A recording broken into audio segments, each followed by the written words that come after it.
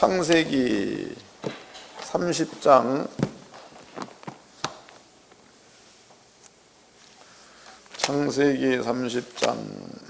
25절부터입니다.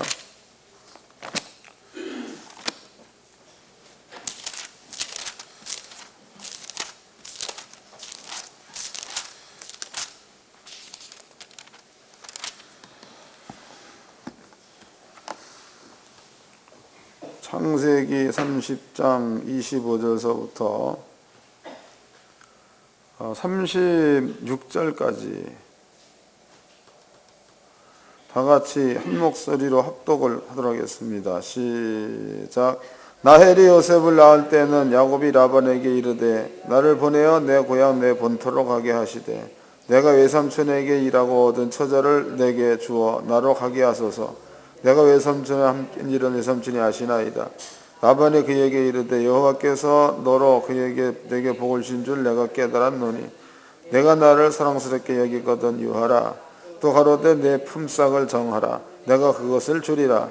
야곱이 그에게 이르되 내가 어떻게 외삼촌을 섬겼는지 어떻게 외삼촌의 짐승을 쳤는지 외삼촌이 아시나이다.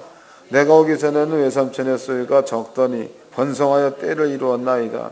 나의 공력을 따라 여호와께서 외삼촌에게 복을 주셨나이다. 그러나 나는 어느 때나 내 집을 세우리이까. 라반이 가로되 내가 무엇으로 내게 주랴. 야곱이 가로되 외삼촌께서 아무것도 내게 주실 것이 아니라 나를 위하여 이 일만 하시면 내가 다시 외삼촌의 양떼를 먹이고 지키리이다. 오늘 내가 외삼촌의 양떼를 두루다니며 그 양 중에 아롱진 자와 점 있는 자와 검은 자를 가리어내어 염소 중에 점 있는 자와 아롱진 자를 가리어내리니 이 같은 것은 나면 나의 싹시 되리이다. 후일에 외삼촌께서 오셔서 내 품삯을 조사하실 때에 나의 의가 나의 표징이 되리이다. 내게 혹시 염소 중에 아롱지지 아니한 자나 점이 없는 자나 양 중에 검지 아니한 자가 있거든 다 도적질하는 것으로 인정하소서.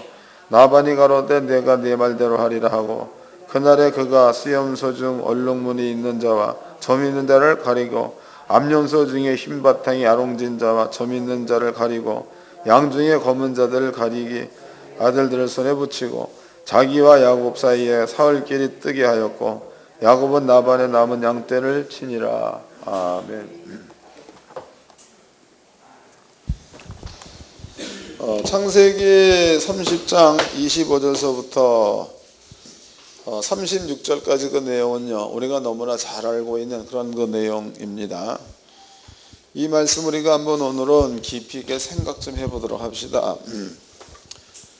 지금 이제 그 야곱이라는 사람이 자기네가 외삼촌의 집에 가가지고 무려 그 14년을 일을 했습니다. 14년.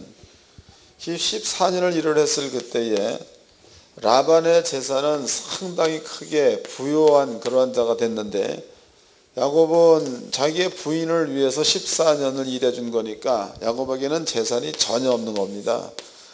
그러니까 야곱이 즉 외삼촌한테 외삼촌 이제 내가 나온 우리 집으로 돌아갈 겁니다. 그러니 나를 보내주소서 그런 얘기합니다. 근데 라반이라는 사람이 야곱의 얘기를 듣고 있다가 왜 가려고 하느냐 이래 물으니까 내가 외삼촌 집에 거하면서 외삼촌 집에 그 약대가 혹은 양 이런 것들이 매우 적었지 않았습니까? 그런데 지금은 외삼촌의 그 재산이 엄청나게 많이 늘어났습니다. 이것은 하나님께서 나에게 은혜를 베풀어서 그런 것 아닙니까? 라반의 대답이 나도 안다. 나도 하나님께서 너에게 복을 주었다는 사실을 안다. 그런 얘기를 하죠. 그러니까 너는 가지 말라. 가지 말고 네가 품삯을 정하면 내가 너한테 품삯을 이제는 내 것으로 줄 터인즉 나를 위해서 그냥 여기에 유하라. 그런 얘기하죠. 그러니까 이제 야곱이라는 사람이 그러면 내가 품삯을 정하겠습니다. 양 중에 검은 양도 있다. 양 중에 얼룩무늬 양도 있다. 그러면은 외삼촌은 검은색 양이나 얼룩무늬 그 양을 전부가 다 당신의 그 아들들한테로 몽땅 골라서 가져가 버리고 그리고 나에게는 흰색 있는 양만 나한테 남겨두소서.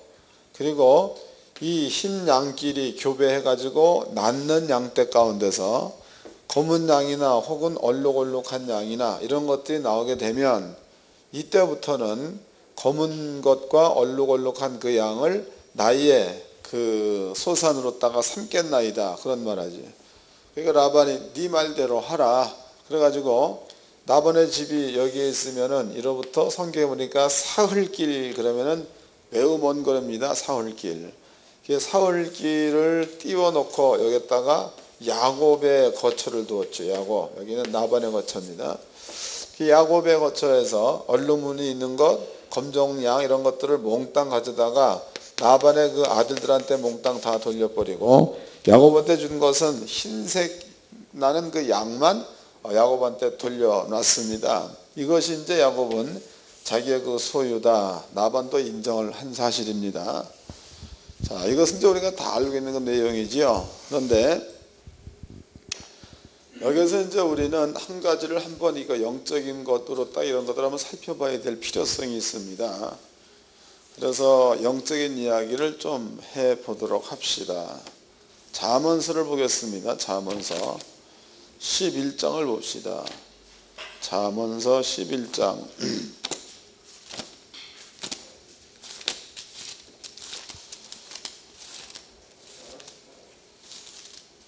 잠언서 11장 1절서부터 읽겠습니다.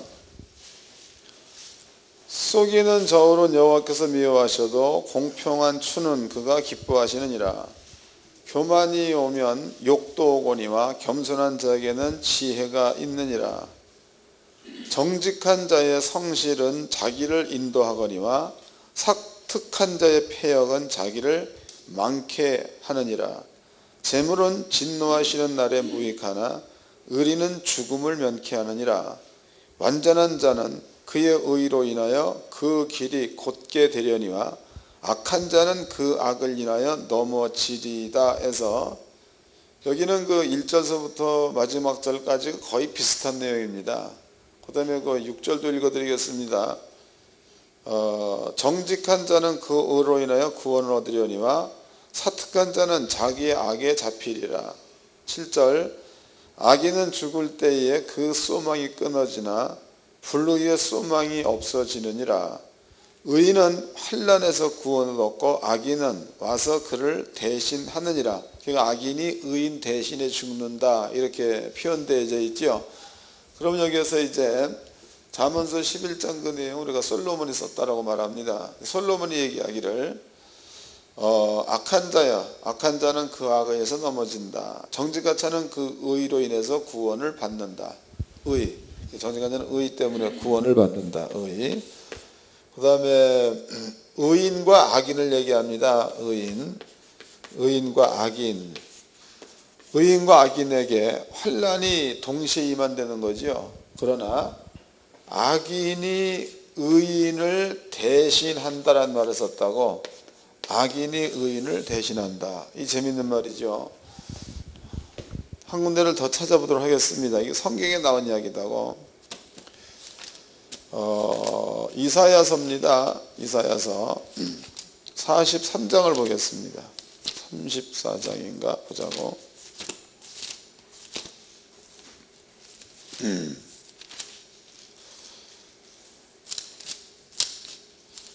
43장 읽어드리겠습니다. 이사야서 43장 1절서부터 읽겠습니다. 야곱아, 너를 창조하신 여호와께서 이제 말씀하시느니라. 이스라엘아, 너를 조성하신 자가 이제 말씀하시느니라. 너는 두려워 말라. 내가 너를 구속하였고 내가 너를 지명하여 불렀나니 너는 내 것이라. 내가 물 가운데로 지날 때에 내가 함께할 것이라. 강을 건널 때에도 물이 너를 침몰지 못할 것이며 내가 불 가운데로 행할 때에 타지도 아니할 것이요 불꽃이 너를 싸르지도 못하느니라 해서 여기 이제 물과 불이 나옵니다. 그런데 이스라엘 민족이 물 가운데 지나도 물이 너를 넘지 못한다. 불 가운데 지나도 불이 너를 태울 수 없다. 이유가 설명되어 있습니다. 이유 3절 대저 나는 여호와 네 하나님이요 이스라엘의 거룩한 자요 내 구원자임이라. 내가 애굽을 너의 속량물로. 그랬으니까 물이 이스라엘 민족을 침몰지 못한 것은 이스라엘 민족 대신에 애굽 사람이 죽었다. 그래서 그렇다는 거지요. 그 다음에 또 구스와 스바를 너의 대신으로 주었노라. 구스와 스바를 네 대신에 주었기 때문에 물이 너를 침범할 수가 없다. 이런 뜻이 되는 겁니다. 그런데 잠언서에 보니까 환난 날에 의인도 악인도 환난이 당할 때에 의인 대신에 악인들이 의인 대신에 환난의 제물이 된다. 이런 뜻으로 얘기하고 있는 거다고. 의인 대신에 악인이 환난의 대신이 된다. 그러면은요, 하나님께서 세상을 이제 그 심판할 때에 전초에 있어질 일들을 미리미리 얘기해 놓으셨죠. 이제 누가복음 같은 경우에 보면은요, 앞으로 닥쳐올 일이야, 닥쳐올 일. 그러면은 뭐 지진이라든가 또 여러 가지 그 풍랑이라든가 또 이제 뭐 그런 것들, 이런 것들이 이제 오게 되면은요, 올해만 해도 파도의 높이가 11m까지 된다고 그랬으니까 엄청나게 큰 겁니다. 이럴 때에 이런 자연적인 재해는 의인과 악인에게 동시에 온다는 거죠. 그 잠언서 기자의 말로 들어본다면은 같은 자리에 있어도 의인이 당하는 환난에 악인이 그 환난을 대신 받는다로 표현하고 있다 이 말이에요. 다시 읽어보자고. 잠언서 11장입니다.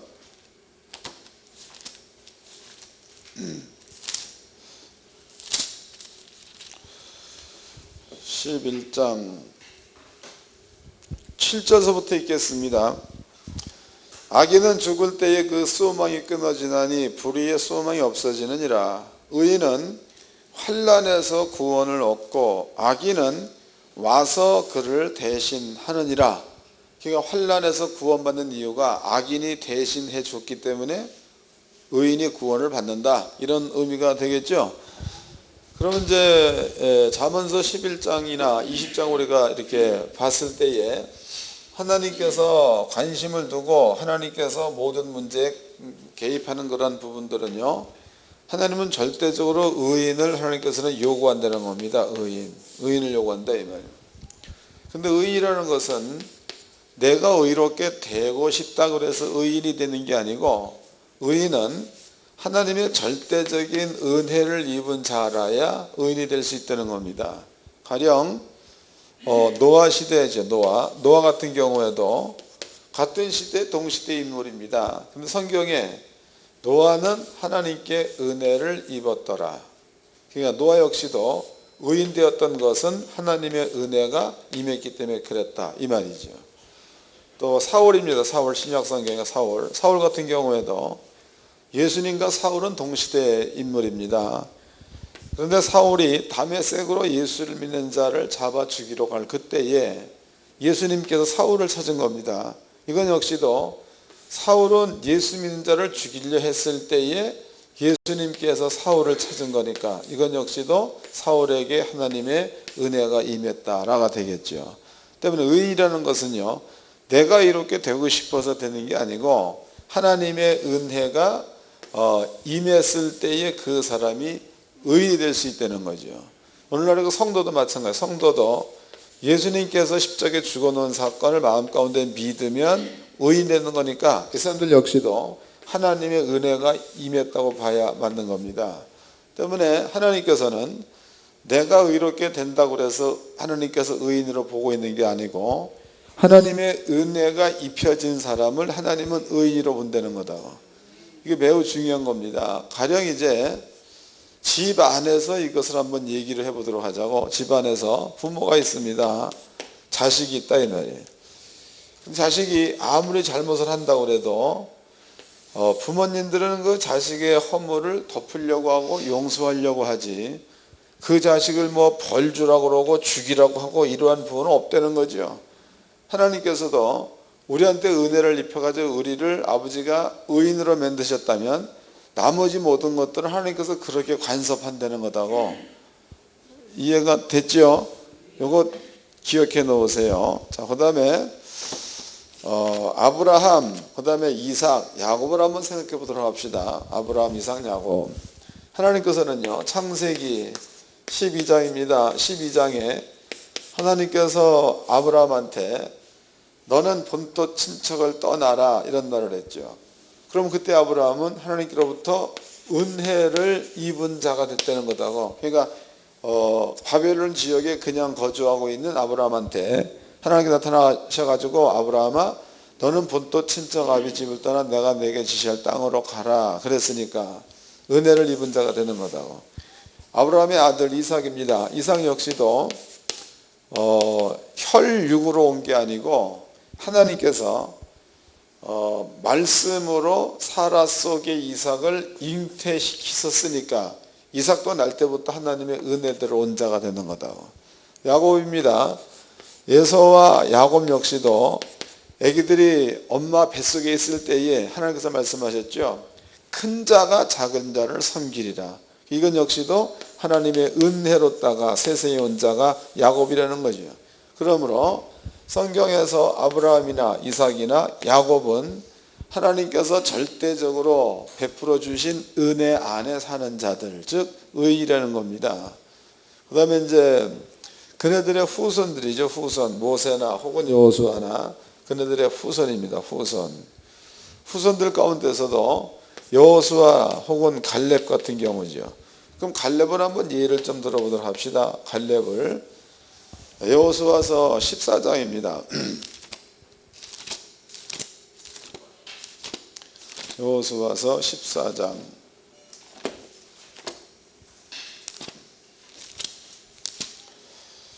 이것도 이제 목사님들이 깨닫게 되면 훈련들을 하세요. 그렇게 해서 목사님을 것으로 만들어야 합니다. 여호수아서 14장.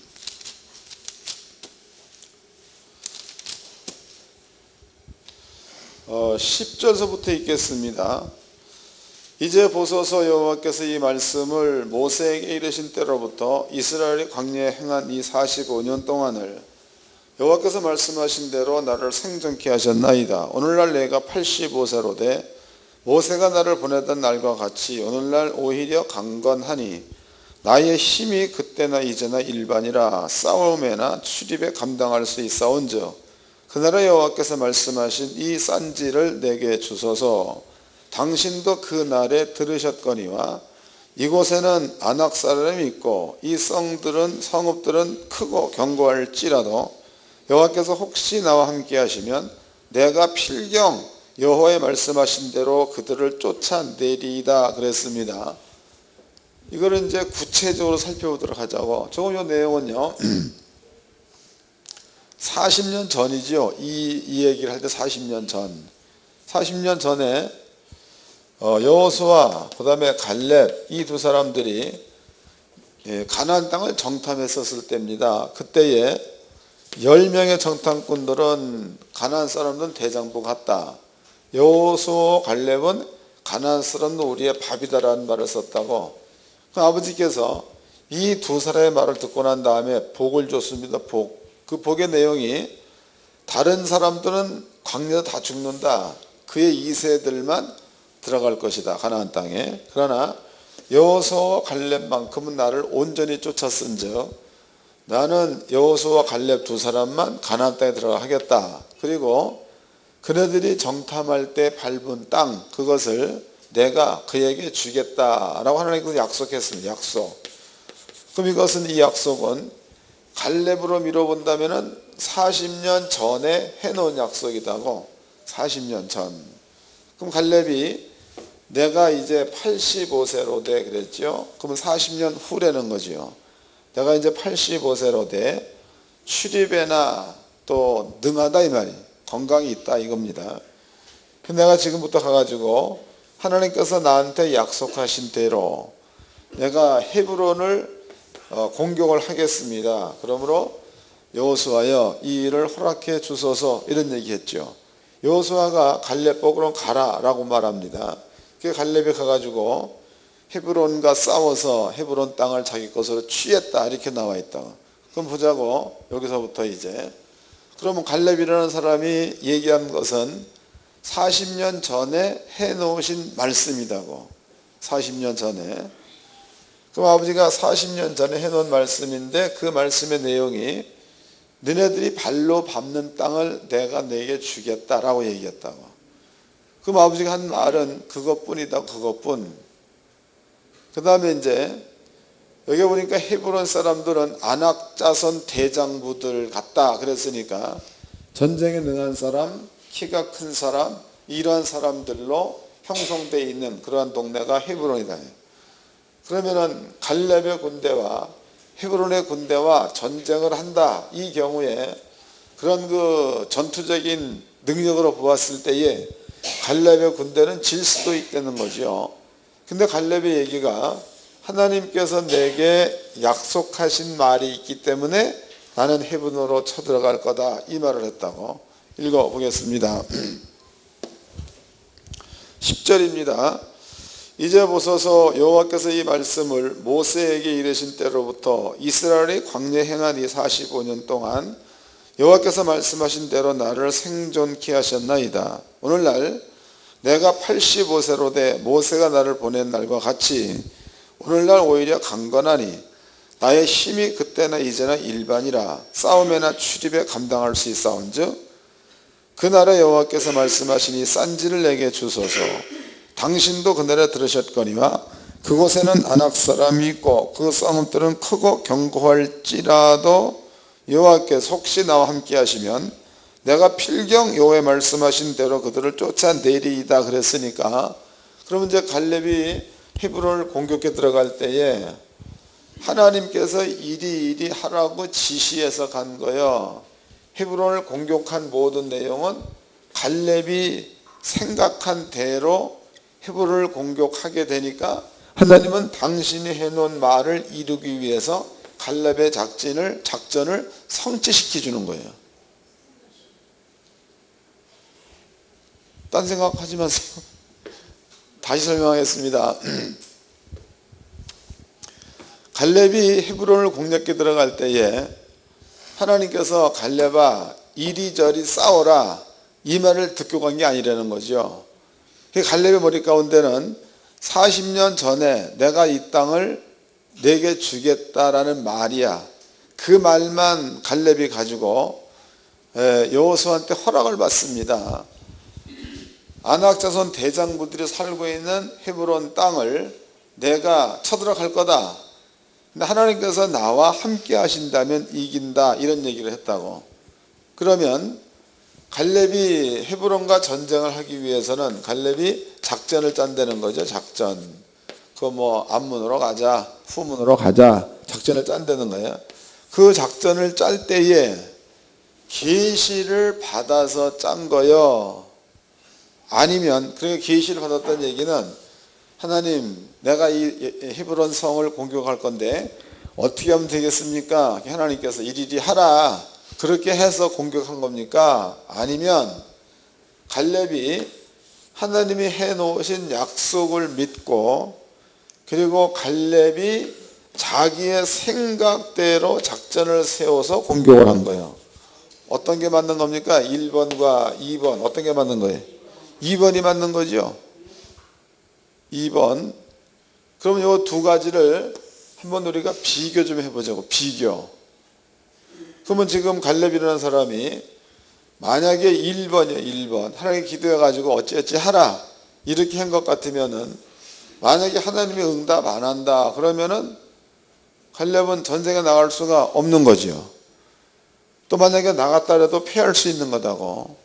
2번이야. 2번은 하나님께서 이 약속에 놓으셨기 때문에 갈렙은 자기의 생각대로 아무 때나 아무런 방법으로 공격해 가면 하나님은 도울 수밖에 없다라는 믿음을 가지고 가서 싸웠더니 대승을 거뒀다고. 자유는 위에 있는 게 1번이 자유가 아니라 2번이 자유인 줄로 깨닫기를 바랍니다. 2번이 자유예요. 그러니까 목사님들이 그 뭐 어떤 교회는 그 뭐 요새 그 점을 많이 치고 막 그런다고 그래. 계시를 많이 받는다고 얘기하고 여러분들 만약에 기도해가지고 그때그때의 계시를 받아서 뭔 일을 행한다. 그럼 이것은요, 무엇인가가 묶여있는 자다고. 그러니까 갈렙으로 본다면 1번에 있는 자야.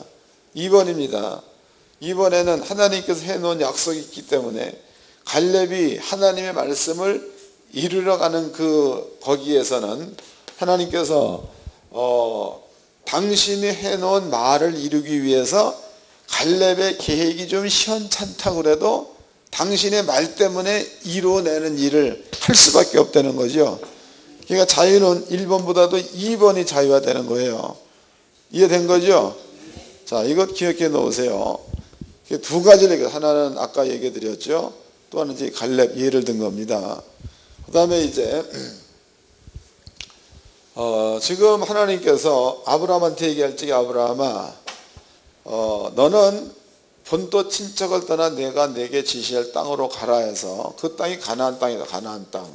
가나안 땅입니다. 그런데 이제 가나안 땅에 이렇게 있으면은 아브라함이 살던 동네가 여기서부터 대략 1870km가 떨어져 있는 바벨론 지역, 여기에 살았던 사람이다고. 근데 아브라함이 그 하나님의 말씀을 듣고 출발해서 부엘세바라는 데서 머물렀습니다. 부엘세바. 그런데 야곱이 가 있는 데가 아브라함이 살던 장소에, 여기 지금 야곱이 가 있는 데가, 그러니까 외삼촌네 집에 가 있는 거니까 아브라함의 지역, 아브라함의 고향, 여기에 가 있는 겁니다. 그러면은 야곱이라는 사람을 위해서 하나님이 세우는 뜻이다고. 야곱을 향해서 아버지가 세우는 뜻은 바벨론 지역에서 계속 사는 게 아버지의 뜻이야. 야곱이 가나안 땅으로 오는 게 아버지의 뜻이에요. 가나안 땅으로 오는 그것이 아버지의 뜻이라는 겁니다. 그러면 야곱이라는 사람이 부엘세바에서 떠나서 바벨론 지역에 가가지고 여기서 무려 그 성경은 14년 살았다. 그 뒤에도 뭐 7년, 그러면 대략 20년에서 21년 정도를 바벨론에 살았다는 얘기인데, 21년 긴 세월입니다. 긴 세월 살았다고 해도 이곳이 야곱이 있을 곳이 아니라는 거죠.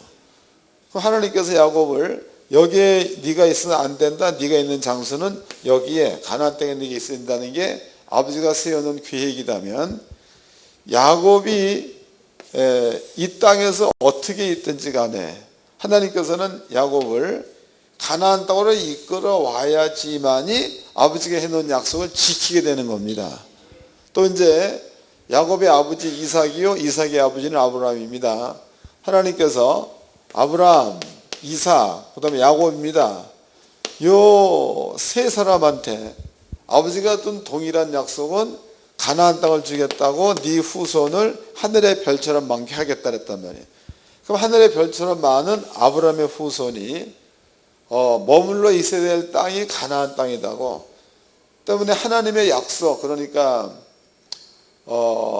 아브라함 때서부터 모세 때까지다고. 하나님의 약속은 가나안 땅에 너네들이 큰 민족을 이루고 살아야 된다는 게 아버지의 계획입니다. 계획.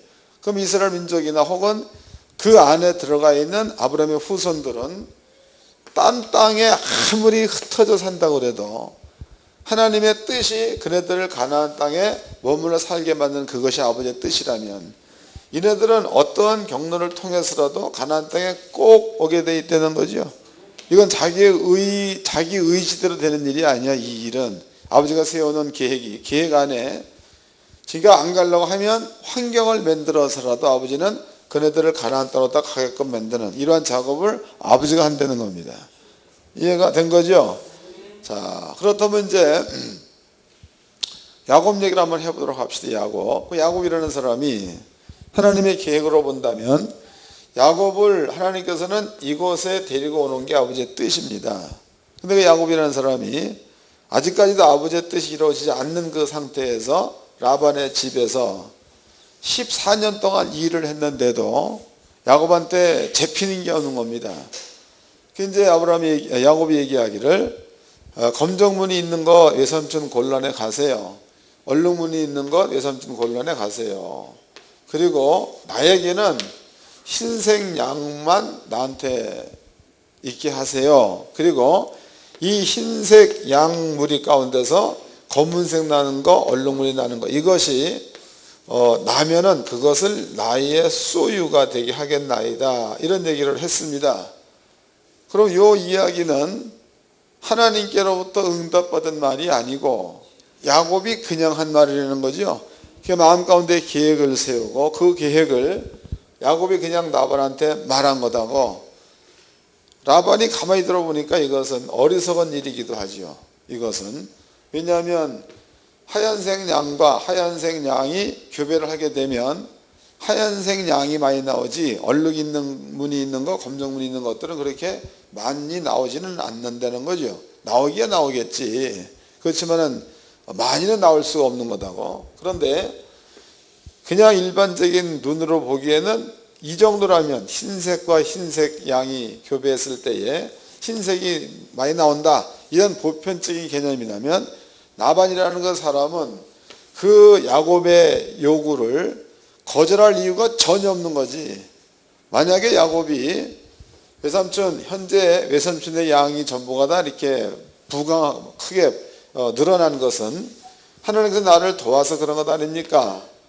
외삼촌도 인정한다면 외삼촌의 양떼를 절반을 나한테 달라. 그리고 절반은 당신이 가져라. 그럼 내가 당신을 위해서 또 7년 일하겠다. 이런다면은 나반이 고민할 수 있는 거다. 재산 반띠 달러 한 거니까. 근데 야곱은 그런 얘기를 안 한 겁니다. 안 하고 라반이 보기에 미세하게 그런 것들을 야곱이 요구를 했다는 거다고. 이것은 옛날에 우리나라에도 그런 사람이 있었다고 그래. 우리나라에 어떤 종놈이 부잣집에 들어갔습니다. 그래서 종놈이 얘기할 적에 주인님, 나는 주인의 집에서 일을 하겠습니다. 그 주인 얘기가 종이 꽉 찼으니까 더 이상 필요가 없다. 종이 하는 얘기가 나는 품삯을 많이 요구하는 게 아니고 품삯 조금만 주면 된다. 얼마를 주면 되느냐? 현재 우리 집안에 있는 종들은 한 달에 쌀 두세 가마니씩 가져가는데 너는 몇 가마를 주면 되겠느냐? 이래 물어보니까 종이 하는 얘기가 주인님, 나는 오늘은 쌀 한 톨을 주시고 내일은 쌀 두 톨을 주시고 모레는 쌀 네 톨을 주세요. 그러면은 요것 받고 내가 이 일을 하겠습니다. 그랬단 말이에요. 그러면 쌀 한 톨, 내일은 두 톨, 모레는 네 톨. 그러면은 주인이 보기에 양이 얼마가 아니지 않습니까? 그러니까 주인이 허락을 해버렸다고. 그렇게 하자. 그러니까 종이 이제 일을 하는 겁니다. 근데 이게 4일째 되는 날에는 8톨이 되겠죠. 8톨. 그 다음에 이제 5일째 되는 날에는 16톨. 6일째 되는 날에는 32톨. 그러니까 한 2, 3년만 돼버리니까 주인의 재산이 생겼다 몽땅 오는 그런 내용이다고. 우리나라 옛날 얘기도 이런 것들이 있는 겁니다. 야곱 역시도 사람의 개념으로 본다면 별게 아닌데 하나님께서 야곱을 통해서 야곱으로 하여금 가나안 땅에 가게끔 만드는 것이 하나님께서 야곱을 세우는 계획이라면 야곱이 가려고 계획을 세우고 그 안에서 어떠한 모략을 꾸며낸다고 해도 하나님께서 그 모략을 이루신다는 거죠. 그 성경에 보니까 언제 그 다음에 나옵니다. 나반의 아들들이 야곱 보고 아버지, 야곱이 아버지의 재산을 도적질하였나이다 라고 표현한 것 보니까 갑자기 재산이 엄청 늘어났다는 거죠. 그 얘기는 뭐예요? 교배하는 것마다 전부가 다 검정무늬 나는 거, 얼룩얼룩한 거야, 이런 것들만 양들의 새끼를 낳았다가 되는 거다고. 그리고 7년 후에는 야곱이 거부가 돼가지고 외삼촌 집에서 몰래 도망가는 사건이 일어나게 되는 겁니다. 그럼 지금 야곱이 세워놓은 계획, 이것은 별거 아닌데 야곱은 하나님의 은혜 안에 있는 자, 그러니까 그놈이 배기 싫더라도 아버지가 은혜를 입힌 자이기 때문에 야곱은 삶 가운데 그런 일들이 야곱의 삶 가운데 일어날 수 있도록 아버지가 하셨다는 거다고. 이해된 거죠? 그러면은 이 이야기를 오늘날 우리한테 그대로 한번 이렇게 비교 좀 해보도록 합시다. 비교. 읽어보겠습니다. 요한복음입니다. 요한복음 1장 12절입니다. 요한복음 1장 12절.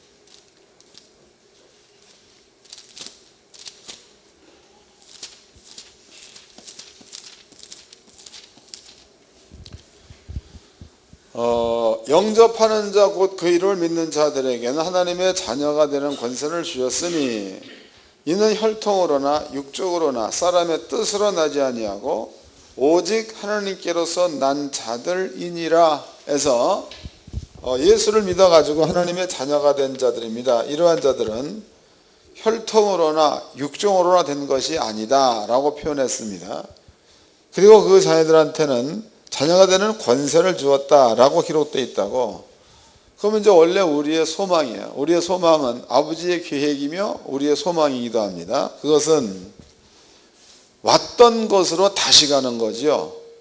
하나님께서도 있었던 곳으로 다시 사람들을 이끌어오는 그것이 아버지의 뜻인 겁니다. 그게 뭐냐면 간단하게 아담 얘기해 보자고.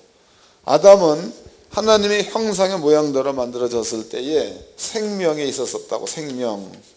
근데 아담이 하나님 말씀을 어기고 사망 가운데 있었던 거지요. 하나님께서 그 아담을 생명의 자리로 다시 끄집어 올리는 그것이 하나님의 뜻이다고. 우리입니다. 우리는 아담과 더불어서 사망 가운데 있었던 자. 하나님께서 예수를 세상에 보내서 십자가에서 우리를 구원해내기 위해서 예수를 죽였다 이 말이에요. 그럼 아버지의 뜻은 모든 사람으로 구원받아서 영원한 생명을 얻는 그 자체가 하나님의 뜻이라는 거지요. 읽어보겠습니다. 요한복음 6장입니다.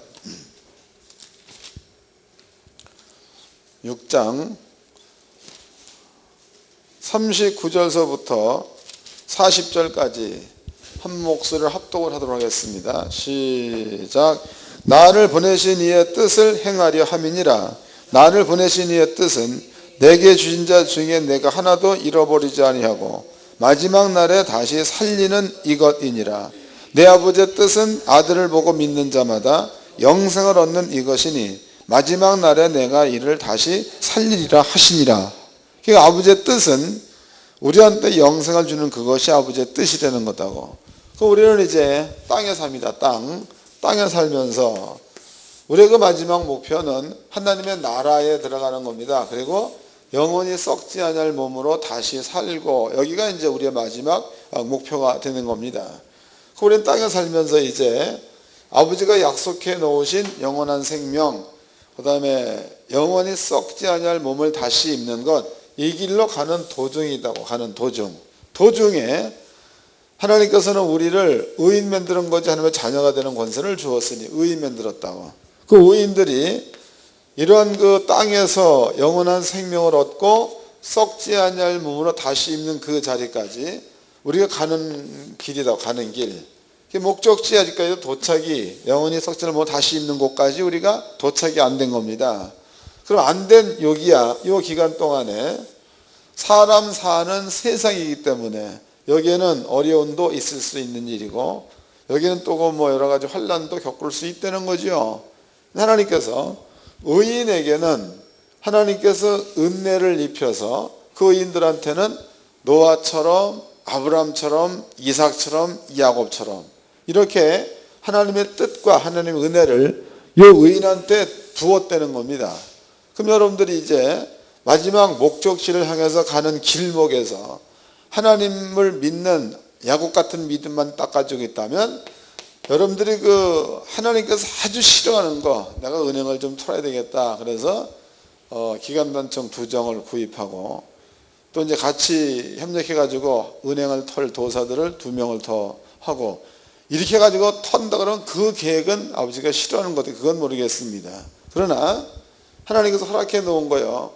부라는 것이라든가 또 건강이라는 것들이라든가 시험을 안 받고 늘 아버지의 은혜 가운데 있는 것들이 이것이라든가 또 이제 여러분들이 행하는 권능이라든가 이런 모든 것들은요, 하나님께서 여러분들로 하여금 이 자리에 있게 만드는 것이 아버지의 뜻이라는 거다고. 여러분들이 이런 것들을 이루어내기 위한 일이야, 일. 그 일을 여러분들이 할 때에 야곱처럼 하나님과 어떤 그 대화를 하지 않고 여러분들이 세운 계획, 그 계획을 여러분들이 세워버리면 하나님은 여러분들의 목적지가 썩지 아니할 몸으로 다시 살고 쫄았다가 이끌어가는 게 아버지의 목적이니까 요 사이에서 여러분들이 이러한 생각과 이런 믿음 가운데 머물러 있으면 하나님과 굳이 교통을 하지 않는다 그래도 직접적인 대화로 말하지 않는다 그래도 여러분들의 생각 가운데 계획은 그대로 이루어지는 줄로 믿으시기 바랍니다. 요 믿음과 이러한 그 환경을 만들어내는 자가 하나님께로부터 복받은 자요. 이해됐어요? 이게 아주 중요한 거다고. 다시 읽어보자고 이제. 요한복음 6장입니다. 40절. 내 아버지의 뜻은 아들을 보고 믿는 자마다 영생을 얻는 이것이니 마지막 날에 내가 이를 다시 살리리라 해서 그 마지막 날에 다시 살린다는 게 뭐야? 그 사도 바울이 얘기한 썩지 아니할 몸으로 다시 입고가 되는 거죠. 그 마지막 날에 다시 살린다는 그 말이 물론 그 성령 받는 것도 사는 것이다고. 그리고 성령 받아 산 자, 그런 자들은 영원히 썩지 않을 몸으로 다시 살고 여기까지 가야 아버지의 뜻이 완성되는 겁니다. 그 다음에 또 보자고. 요한복음 6장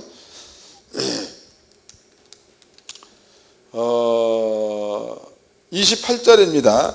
저희가 묻되 우리가 어떻게 하여야 하나님의 이 일을 하오리까?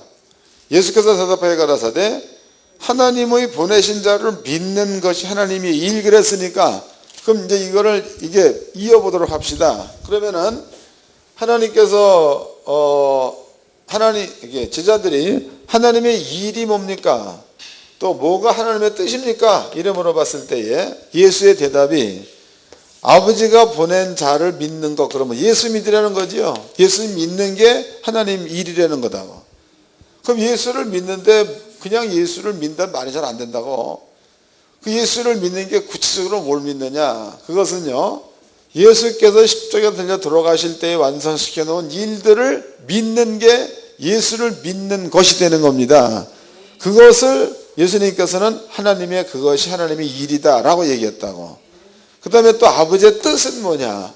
아버지의 뜻은 영원히 썩지 않을 몸으로 다시 사는 것, 여기까지 가는 그것이 아버지의 뜻이다 그랬으니까 이 두 가지를 이렇게 이어본다면은 아버지의 뜻이 이루어지는 그날까지 예수를 믿으며 가라 이 말이죠. 맞아요? 다시 읽어보자고 이제. 이게 이제 그 중간에 있는 그 내용들은 이렇게 빼고 직결시켜보면 그런 뜻이 되는 겁니다. 읽어보겠습니다. 6장 28절입니다. 저희가 묻되 우리가 어떻게 하여야 하나님의 이 일을 하오리까? 예수께서 대답하여 가라사대 하나님의 보내신 자를 믿는 것이 하나님의 일이니라. 저희가 묻되 그러면 우리로 보고 당신을 믿게 행하시는 표적이 무엇이니까? 하시는 일이 무엇이니까? 기록된 바 하늘에서 너에게 떡을 주어 먹게 하였다 함과 같이 우리 조상들은 광야에서 만나를 먹었나이다. 예수께서 이르시되 내가 진실로 진실로 너에게 이르노니 하늘에서 내린 떡은 모세가 준 것이 아니라 오직 내 아버지가 하늘에서 내린 참 떡을 내게 주시나니 하나님의 떡은 하늘에서 내려 세상에서 생명을 주는 것이니라. 저희가 그러되 주여 이 떡을 항상 우리에게 주소서.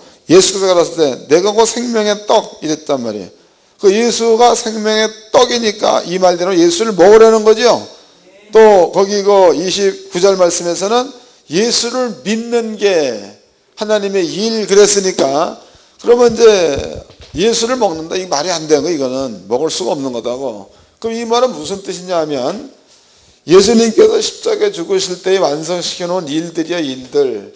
십자가의 도라고 해. 십자가 도. 요것을 우리 마음 가운데에 믿음으로 가져버리면은 예수가 주는 떡을 먹는 게 되는 거고 이 사실을 마음 가운데 믿음으로 가져버리면은 하나님의 일을 하는 게 되는 거다고. 그럼 아버지의 최종 목적지가 썩지 아니할 몸으로 다시 살고, 이거 읽어보자고. 이제 요한복음 6장 39절입니다. 나를 보내신 이의 뜻을 행하려 함이니라. 나를 보내신 이의 뜻은 내게 주신 자 중에 내가 하나도 잃어버리지 아니하고 마지막 날에 다시 살리는 이것이니라. 내 아버지의 뜻은 아들을 보고 믿는 자마다 영생을 얻는 이것이니 마지막 날에 내가 이를 다시 살리리라 하시니라. 그러면 여기까지만 본다면 여기 구체적인 내용은 안 들어가 있다고. 영생을 준다, 이거 들을 수 있는 말이다고. 마지막에 내가 다시 살린다, 이건 역시도 그럴 수 있는 겁니다. 근데 이 내용을 사도 바울은 좀 더 구체적으로 설명해 놓은 데가 있다고. 고린도전서 15장을 보겠습니다. 고린도전서 15장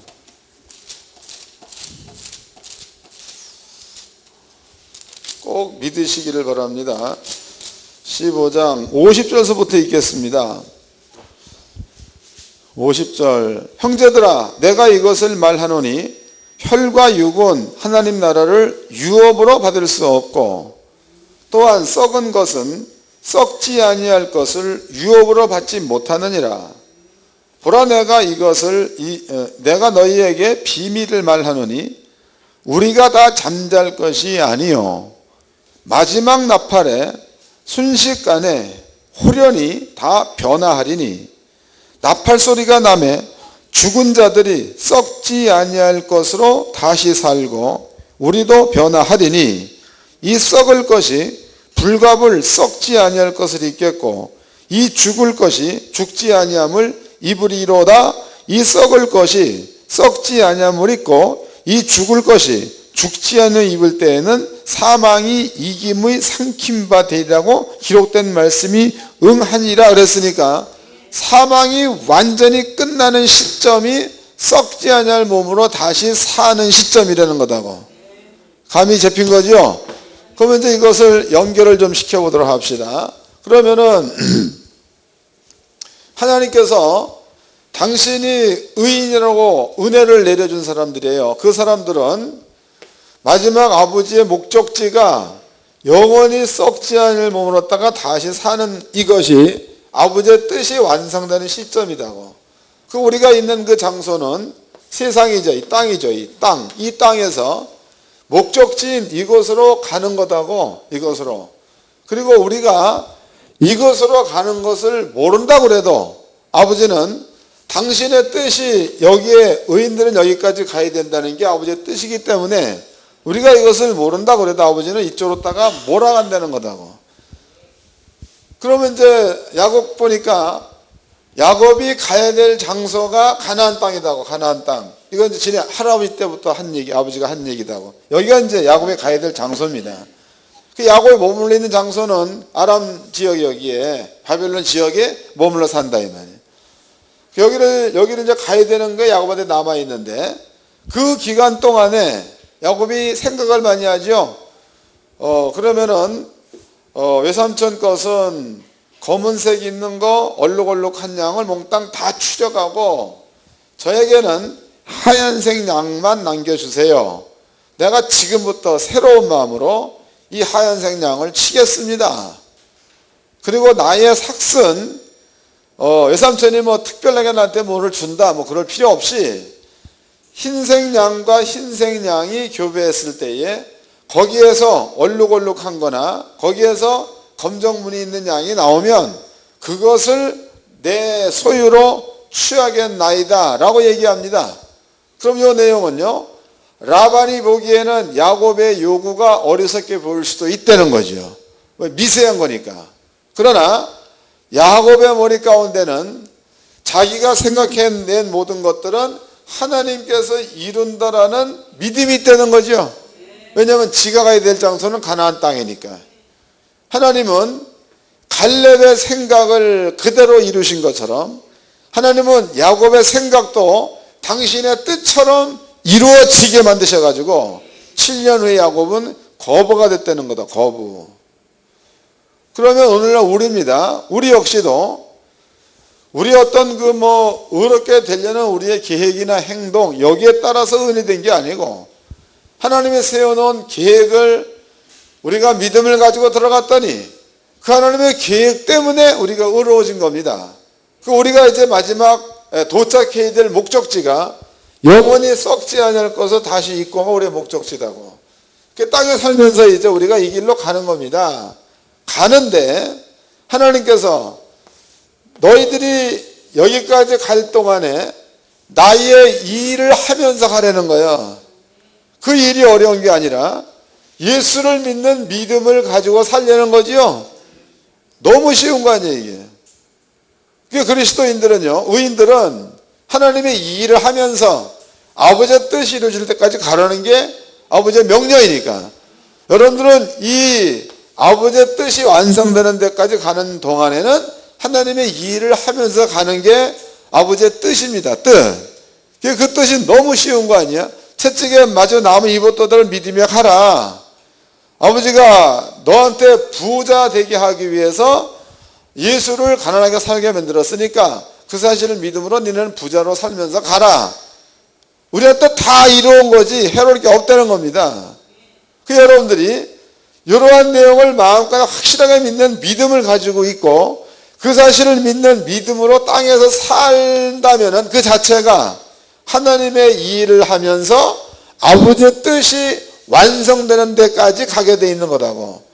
이 안에서 여러분들이 건강을 위해서 무슨 행동을 한다거나 부여를 위해서 무슨 행동을 한다거나 그리고 시험을 이기기 위해서 무슨 행동을 한다거나 이런 모든 것들은요 마귀가 좋아하는 일이 아닌 그 하나님께서 하나님 허용한 이러한 그 범위 내에서 여러분들이 아무 계획을 세울지라도 여러분들의 머릿속에는 이게 약하다 이게 아니다라고 약하게 생각할지라도 하나님은 그 생각을 완성되게끔 만드시는 일을 한다는 거다고.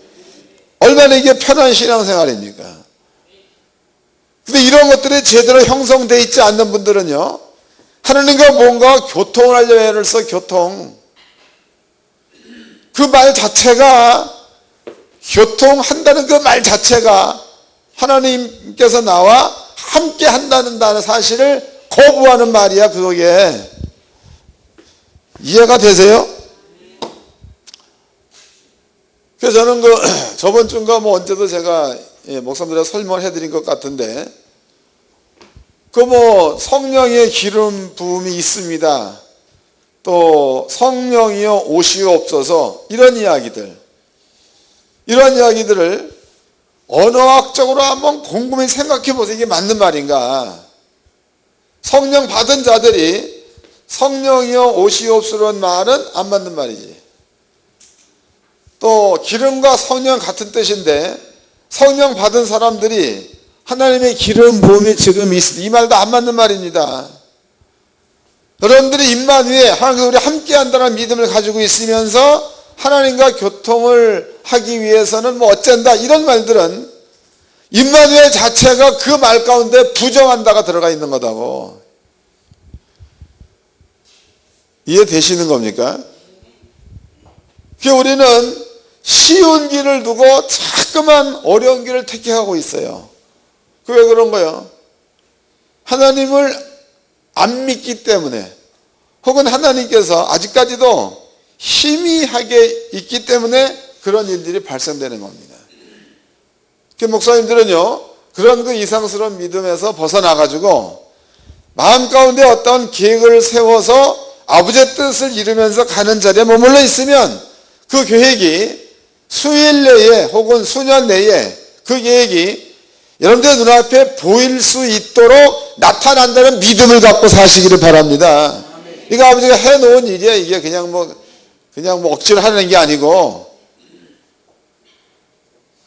그러니까 많은 사람들이 이걸 잘 못 믿습니다. 그리고 시작은 하나님께서 이렇게 하라고 한 것뿐인가 아버지의 뜻인가 보다 해놓고 지 욕심에 충족이 안 되면 수시로 바꾸고 있잖아요. 난 참 대책이 없습니다. 여러분들은요 개척을 만약에 한다라도 아버지의 뜻이라는 생각을 버리세요. 그냥 생각대로 해가지고 계약하면 계약하고 또 잘 안 되면 그냥 때려쳐. 이게 맞는 거지. 하나님께서 은혜를 주고 아버지께서 이걸 길을 열었는가 보다 해가지고 싸게 계약을 잘했어. 이제 1년이고 2년이고 지나가 봤더니 교회가 부흥도 안 되고 해버리니까 이제 그만해야 되겠다. 아버지 뜻이 아닌가 보다. 그래 버리면은 지 생각에 따라서 아버지 뜻이 되기도 하고, 지가 손해보니까 아버지 뜻이 아니다고 얘기해버리고. 하나님이 있는 거예요, 없는 거예요? 하나님 항상 지네들의 손아귀에서 왔다 갔다 해야 되는 무슨 종 같은 그러한 사람, 그러한 신으로다가 믿고 있습니다. 이게 얼마나 엉터리 같은 말이야. 그러지 말고 교회를 계획할 적에도 보고 마음에 들면 해버려. 그냥 아버지 찍어다 붙이지 말고, 그리고 안 되면 때려치워버려. 아버지 붙이지 말고 내가 해서 내가 안 되니까 많은 거지 뭐. 그게 맞는 거지. 시작은 아버지 좋은 것, 아버지 뜻이라고 찍어 붙였고, 끝날 때는 결과가 현찮으면 아버지 뜻이 아니다고 얘기해버려. 이게 뭐야 그게. 전부 다 신앙 자체가 지멋대로 하는 거지. 목사님 그러지 마시고 이런 것들을 이해를 좀 잘 하셔가지고 좀 이렇게 신앙생활을 정석으로 하시기를 바랍니다. 그리고 이렇게 돼서 나타나면 나타날수록 가면 갈수록 믿음이 커진다는 사실이에요. 이게 믿음이 줄어드는 게 아니에요. 이 믿음 가지고 가면 갈수록 하나님께 의존하는 의존도가 높아진다는 거예요. 근데 그렇지 못하고 뭔가가 받아가지고 하면 어느 시점이 지나가 버리면 자기 뜻대로 안 돼 버리면 하나님을 원망하게 되고 하나님을 불신하게 되는 거다고. 마지막 때 주의 종들이 해야 될 일들은 이런 일들을 터득을 해야 될 줄로 믿습니다. 그 야곱처럼 그렇게 돼야지 맞는 거죠. 그 우리의 생각이 아버지가 싫어하는 거, 뭐 은행을 턴다, 뭐 사기친다, 뭐 이런 거 같으면은 그거는 혹시 모르겠어요. 그러나 아버지가 저주로 말해 놓은 자리에서 벗어난 복이 있는 자리에서 여러분들의 계획을 세워버리면 그 계획은 꼭 여러분들의 뜻대로 이루어진다는 믿음을 가지시고 갈렙처럼 야곱처럼 뭔가를 이렇게 만들어낼 수 있는 이러한 종들이 되기를 주의 이름으로 축원합니다. 감이 잡히셨죠? 이거는 훈련하셔야 돼요. 여러분들이 그냥 듣고만 가서 잊으면 안 되는 거예요. 이건 생활 가운데 늘 훈련하시고, 그리고 마음 자체를 가져야 되는 겁니다. 수시로 마음이 변하면 안 된다고. 목사님들은 제가 늘 얘기하지만 어떤 환경이나 어떤 처지에 따라 가지고 마음을 자꾸 이렇게 변동시키지 마세요. 환경이 나빠도 나는 거기에, 환경이 좋아도 내 본 믿음은 그 자리에 머물러 있어야 이게 맞는 거지. 환경에 따라 갖고 마음이 수시로 보내가지고 막 그러면 안 되는 거예요. 옆 사람과 인사 좀 합시다. 정신 좀 차립시다.